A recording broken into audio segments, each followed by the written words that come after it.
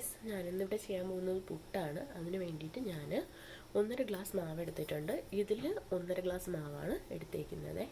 പിന്നെ ഇതിന് വേണ്ടത് തേങ്ങയാണ്. തേങ്ങ ഇതിൽ 1/2 ഗ്ലാസ് തേങ്ങ എടുത്തിട്ടുണ്ട്. പിന്നെ ഇതിന് വേണ്ടത് ഉപ്പും ചൂടുവെള്ളവുമാണ്. ചൂടുവെള്ളം ഞാൻ ഈ ഗ്ലാസ്സിന് ഒരു 1.5 ഗ്ലാസ് വെള്ളം ഞാനവിടെ എടുത്തിട്ടുണ്ട്. അപ്പോൾ നമുക്കിനി എങ്ങനെയാണ് പുട്ടുണ്ടാക്കുന്നതെന്ന് നോക്കാം. ഇതിന് വേണ്ടിയിട്ട് ആദ്യം ഇതിനകത്തോട്ട് നമുക്ക് ആവശ്യത്തിനുള്ള സോൾട്ട് ആഡ് ചെയ്ത് കൊടുക്കാം. ശേഷം ഇതിൽ നിന്ന് ഞാനിപ്പോൾ ഇതിലേക്ക്, ഇത് ചൂടുവെള്ളമാണ്, അതിലേക്ക് ഒരു തവി ചൂടുവെള്ളം ഇതിലേക്ക് നിന്ന് ആഡ് ചെയ്ത് കൊടുക്കുകയാണ്. എന്നിട്ടത് നന്നായിട്ടിങ്ങനെ കുഴച്ചെടുക്കുക. നമ്മൾ കുഴയ്ക്കുമ്പോൾ ഇത് പുട്ടിന് വേണ്ടിയിട്ട് നമ്മൾ മാവ് നനയ്ക്കുമ്പോൾ ഒരു കാര്യം ശ്രദ്ധിക്കേണ്ടത്, ഉണ്ട ഇട്ടാൻ പാടില്ല. ഉണ്ട ഇങ്ങനെ കട്ടിയായിട്ട് വരാം, ഇതേപോലെ വരാൻ പാടില്ല. അത് എപ്പോൾ വെള്ളം ഒഴിക്കുമ്പോഴും ഇതേ പ്രത്യേകം ശ്രദ്ധിച്ചിട്ട് വേണം ചെയ്യാൻ. ഇങ്ങനെ ഓരോ തവണയും കുറേശ്ശെ വെള്ളം ഒഴിച്ച് നനച്ചെടുക്കും. അപ്പോൾ നമ്മൾ ഇതിലേക്ക് ഞാൻ ഇതുവരെ 5 സ്പൂണ് വെള്ളം ആഡ് ചെയ്തു.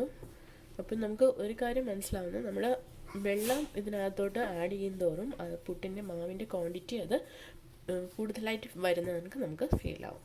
അപ്പം ഞാൻ മാവ് നനച്ചെടുത്തിട്ടുണ്ട്. ഇനി നമുക്കിത് പുട്ടുകുടത്തിലേക്ക് മാറ്റാം. അപ്പോൾ നമ്മുടെ പുട്ടുകുടത്തിലേക്ക് എങ്ങനെയാണ് മാവ് ഫില്ല് ചെയ്യുന്നതെന്ന് നോക്കാം. ലേശം തേങ്ങ ആഡ് ചെയ്യാം.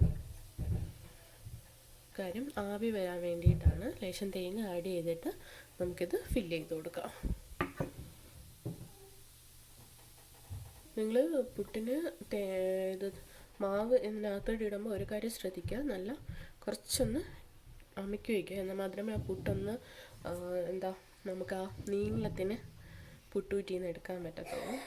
ഇതിൻ്റെ മുകളിലേക്ക് ഒരു ലെയർ തേങ്ങ കൂടി ആഡ് ചെയ്യണം. എന്നിട്ട് അടയ്ക്കുക. പുട്ട് കൂടെ ഇല്ലാത്തവരാണെന്നുണ്ടെങ്കിൽ മറ്റേ ചിരട്ടപ്പുട്ടിൻ്റെ സ്റ്റീലിൻ്റെ വാങ്ങാൻ കിട്ടും. അപ്പോൾ അതിൽ നടുക്ക് ഹോളുണ്ടാകും. അത് നമുക്ക് പ്രഷർ കുക്കറിൻ്റെ വിസിലെടുത്ത് മാറ്റിയിട്ട് അതിന് നടുക്കായിട്ട് വെച്ച് കൊടുക്കാൻ പറ്റും. അപ്പോൾ അത് വാങ്ങിയാലും മതി.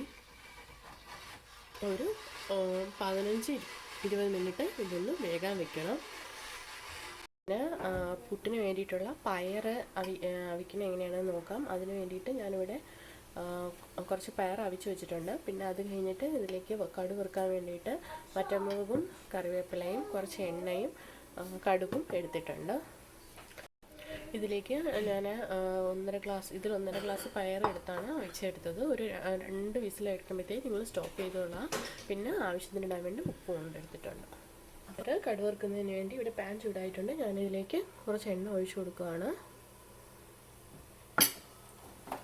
ലേശം കടുക് ഇട്ട് കൊടുക്കുന്നു. പിന്നെ നമ്മുടെ വറ്റൽമുളകും കറിവേപ്പിലയും കൂടി ആഡ് ചെയ്യുകയാണ്. അപ്പോൾ നമ്മുടെ കടുക് പൊട്ടി വരുന്നുണ്ട്. ഞാനിതിലേക്ക് പയറിട്ട് കൊടുക്കുകയാണ്. സോൾട്ട് നമുക്കൊന്നൊന്ന് ഇളക്കി വെക്കാം. ഒന്ന് ഇളക്കി കൊടുക്കുമ്പോഴത്തേക്ക് അതിനകത്ത് ലേശം വെള്ളം ഉണ്ടാവും. നമ്മുടെ പയർ വെച്ചതിൻ്റെ അത് മാർക്കിട്ടും. കുക്കറിൽ വേവിക്കാൻ എടുക്കുമ്പോൾ 1 ഗ്ലാസ് പയറാണെന്നുണ്ടെങ്കിൽ അതിനൊരു 2 ഗ്ലാസ് വെള്ളം അത്ര മതിയാവും. കാര്യം വെള്ളം ഒരുപാട് വെക്കരുത്. അത് അതിന് അഡ്ജസ്റ്റ് ചെയ്തുള്ള വെള്ളം നിങ്ങൾ വെച്ചോളുക. കാര്യം വെള്ളം ഒരുപാട് വെച്ച് കഴിഞ്ഞാൽ പയർ ഒരുമാതിരി കുഴഞ്ഞു പോകാൻ ചാൻസ് ഉണ്ട്. പിന്നെ അതുമല്ല, നമുക്കത് ഊറ്റിയൊക്കെ എടുത്തു കഴിഞ്ഞാൽ നമ്മളതിൻ്റെ വെള്ളമെല്ലാം പിന്നെ മാറ്റി എടുത്തു കഴിഞ്ഞാൽ ഇതിൻ്റെ ഗുണം അങ്ങ് പോകും. സോ വെള്ളം ഇല്ലാതെ മാക്സിമം വേവിച്ചെടുക്കാൻ ശ്രമിക്കാം. അപ്പം നമ്മുടെ പുട്ടിനുള്ള പയറിവിടെ റെഡി ആയിട്ടുണ്ട്. ഞാനത് ഓഫ് ചെയ്യാണ്. പുട്ട് ഞാനിവിടെ ഇളക്കി എടുത്തിട്ടുണ്ട്. കണ്ടോ, ഇങ്ങനെ ഇരിക്കും. ഇനി ഇതിനെ നമുക്ക് ഇതിനകത്തോട്ട് ഒന്നി കടലക്കറിയോ അല്ലെന്നുണ്ടെങ്കിൽ പയറോ വെച്ചതോ എന്തെങ്കിലും ആഡ് ചെയ്ത് നമുക്ക് കഴിക്കാം. അപ്പോൾ നമ്മുടെ ചൂട് പുട്ടും പപ്പടവും പയറും ഇവിടെ റെഡി ആയിട്ടുണ്ട്. സോ നിങ്ങൾ ട്രൈ ചെയ്യുക. ഇഷ്ടപ്പെട്ടുവെങ്കിൽ ലൈക്ക് ചെയ്യുക, സബ്സ്ക്രൈബ് ചെയ്യുക. So thanks for watching.